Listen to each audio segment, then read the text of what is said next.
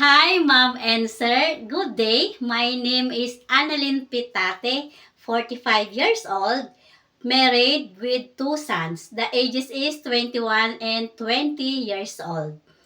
I'm from Cabuyao, Laguna, Philippines. I have working experience as a nanny, domestic helper from 2009 until 2015 in Lebanon country with one employer. They are a five family member, one couple and three children. The age of the children is 9-year-old, 7-year-old, and 5 years old.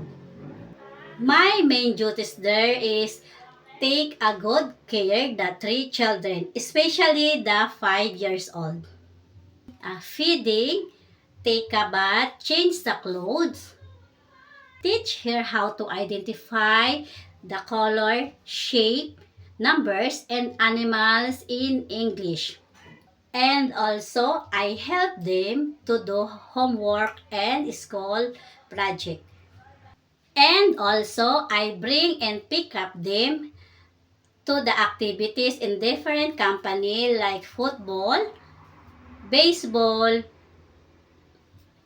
taekwondo, swimming, and dancing. When the children at school, I do like cleaning the house, ironing, laundering, and cooking for all of them.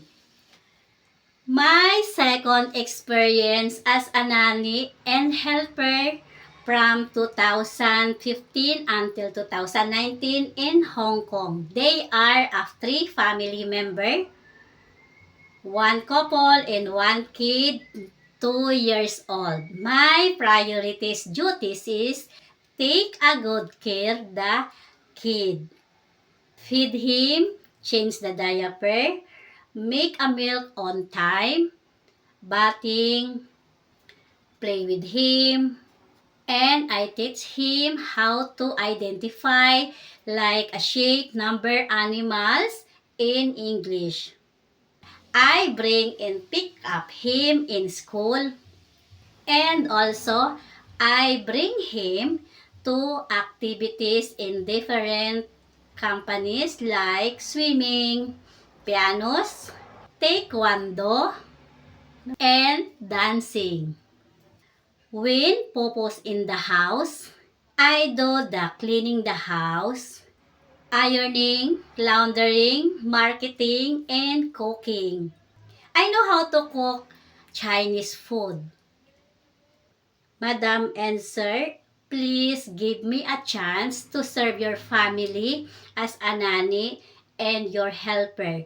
Madam and Sir, if you hire me, I will do my job well, and I promise I will treat your children as my own.